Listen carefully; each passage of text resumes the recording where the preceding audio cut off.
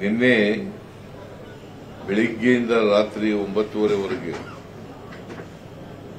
ಎಲ್ಲ ಇಲಾಖೆಗಳನ್ನು ಕೂಡ ರಿವ್ಯೂ ಮಾಡಿದ್ದೀನಿ.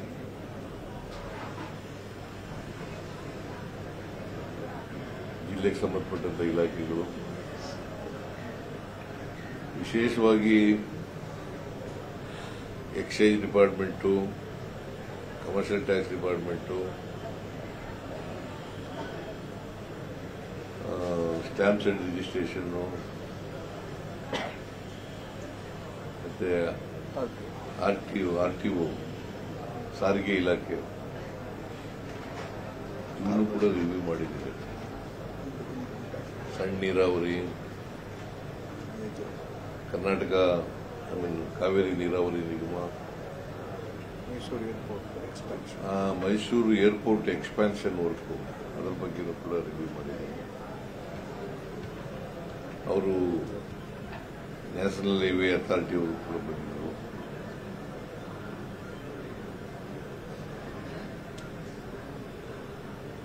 ಸೊ ಜಿಲ್ಲೆಗೆ ಸಂಬಂಧಪಟ್ಟಂತ ಎಲ್ಲ ಇಲಾಖೆಗಳು ಕೂಡ ರಿವ್ಯೂ ಮಾಡಿದ್ದೀನಿ. ಮತ್ತೆ ಡೈರಿ ಬರೀಬೇಕು ಅಂತ ಹೇಳಿದ್ದೀನಿ. ಪ್ರತಿ ಆಫೀಸರ್ಗಳು ಕೂಡ ಅವರು ಏನ್ ಮಾಡಿದಾರೆ, ಎಲ್ಲಿ ಭೇಟಿ ಕೊಟ್ಟಿದ್ರು, ಏನ್ ಇನ್ಸ್ಟ್ರಕ್ಷನ್ಸ್ ಕೊಟ್ಟರು ಅಲ್ಲಿ ಕೆಳಾಧಿಕಾರಿಗಳಿಗೆ, ಅದ್ರ ಬಗ್ಗೆ ಎಲ್ಲ ಡೈರಿ ಬರೀಬೇಕು ಅಂತ ಹೇಳಿದ್ರು. ಮೊನ್ನೆ ವಿಶೇಷವಾಗಿ ಈ ವರ್ಷ ಕೃಷಿ ಇಲಾಖೆ ಬಗ್ಗೆ ಕೂಡ ಬಹಳ ಸುದೀರ್ಘವಾಗಿ ಚರ್ಚೆ ಮಾಡಿದ್ದೀವಿ.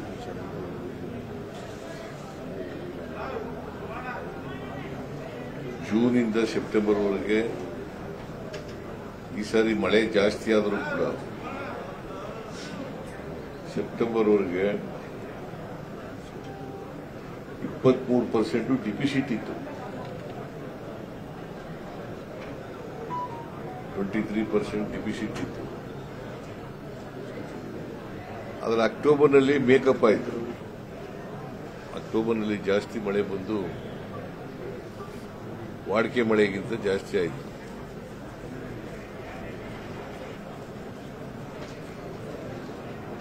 ಕರ್ನಾಟಕ ರಾಜ್ಯದಲ್ಲಿ ಅತಿವೃಷ್ಟಿಯಿಂದ ಅಕ್ಟೋಬರ್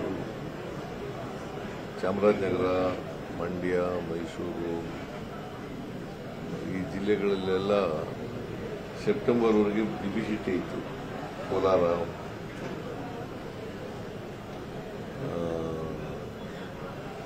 ಅಕ್ಟೋಬರ್ನಲ್ಲಿ ಮೇಕಪ್ ಆಯಿತು. ಈ ಸಾರಿ ವಾಡಿಕೆಗಿಂತ ಜಾಸ್ತಿ ಮಳೆ ಬಂದಿದೆ. ಆಮೇಲೆ ಈ ಸಾರಿ ನಮ್ಮ ಜಲಾಶಯಗಳೆಲ್ಲ ತುಂಬಿದವೆ. ತಮಿಳುನಾಡಿಗೆ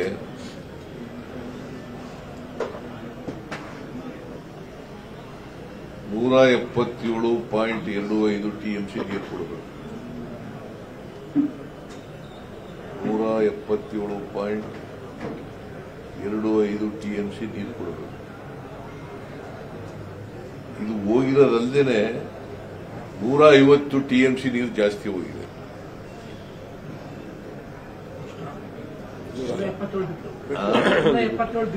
177 ಬಿಟ್ಟು ಕೊಡಬೇಕಾಗಿದ್ದು ಓವರ್ ಅಂಡ್ ಅಬೌವ್ 155 ಹೋಗಿದೆ.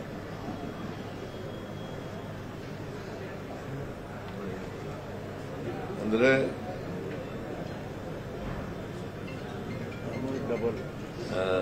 ಆಲ್ಮೋಸ್ಟ್ ನಿಯರ್ಲಿ ಡಬಲ್ ಆಗ್ತಾ ಇದೆ.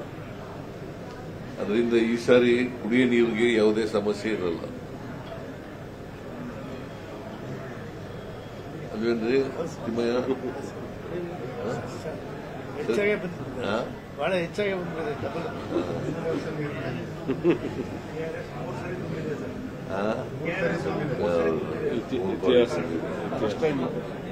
That is because there is no balancing reservoir at the downstream.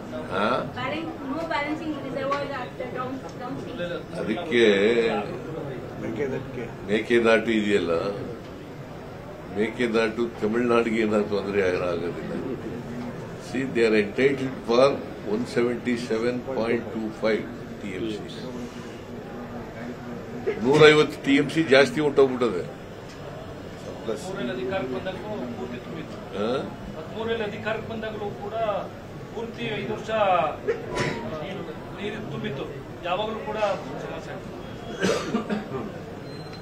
So ಅದರಿಂದ ಮಳೆ ಚೆನ್ನಾಗಿದೆ. ಆದರೆ ಅತಿವೃಷ್ಟಿಯಿಂದ ಅಕ್ಟೋಬರ್ ತಿಂಗಳಲ್ಲಿ 11-12 ಲಕ್ಷ ಹೆಕ್ಟೇರ್ ಪ್ರದೇಶದಲ್ಲಿ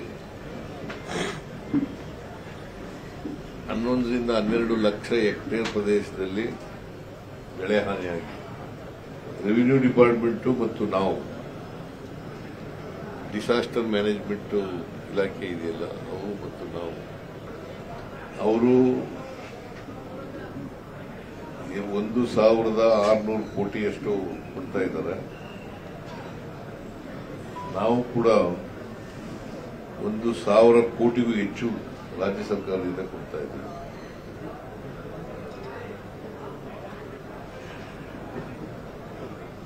ಖುಷ್ಕಿ ಜಮೀನು 1 ಹೆಕ್ಟೇರ್ಗೆ ಬೆಳೆಯನೇ ಆಗಿದ್ರೆ 17,500 ಕೋಟಿ ರೂಪಾಯಿ ಕೊಡ್ತಾ ಇದ್ದೀವಿ. 17,500 ರೂಪಾಯಿ, ಕೋಟಿ ಅಲ್ಲ, 17,500 ರೂಪಾಯಿ.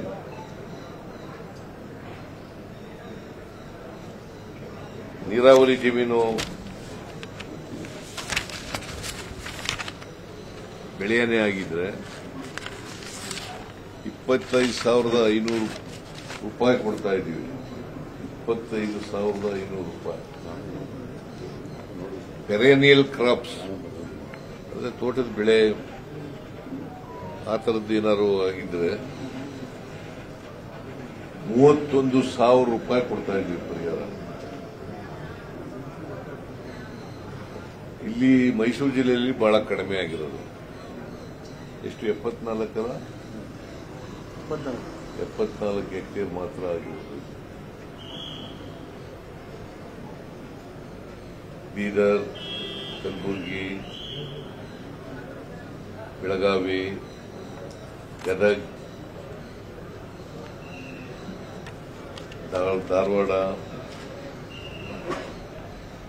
ಹಾವೇರಿ ಆ ಭಾಗದಲ್ಲಿ, ಉತ್ತರ ಕರ್ನಾಟಕ ಭಾಗದಲ್ಲೇ 90% ಜಾಸ್ತಿ ಆಗಿರೋದು ಬೆಳೆ ಹಾನಿ. ನಾನು ಹೋಗಿದ್ದೆ ಬೀದರ್ಗೆ, ಕಲಬುರಗಿಗೆ, ಏರಿಯಲ್ ಸರ್ವೆ ಮಾಡಿದೆ. ಇಲ್ಲಿ ಬೆಳೆ ಹಾನಿಯಿಂದ ನಷ್ಟ ಆಗಿದೆ ಅಂತೇಳಿ ತೊಗರಿ, ಹತ್ತಿ, ಹೆಸರುಕಾಳು, ಈರುಳ್ಳಿ, ಭತ್ತ ಇವೆಲ್ಲ ನಷ್ಟ ಆಗಿದ್ದಾವೆ.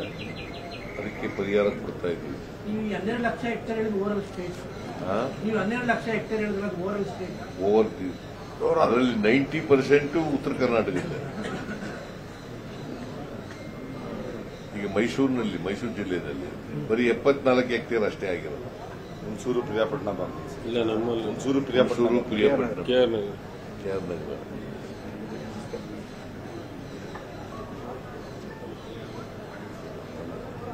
ಸೊ ಈಗಾಗಲೇ ಜಂಟಿ ಸರ್ವೆ ಮಾಡಿಸಿದ್ದೀವಿ, ವರದಿ ಬಂದಿದೆ. ಅವರ ಅಕೌಂಟ್ಗಳಿಗೆ ದುಡ್ಡನ್ನ ಜಮಾ ಮಾಡ್ತಕ್ಕಂಥ ಕೆಲಸವನ್ನು ಮಾಡಿಸಿದ್ವಿ.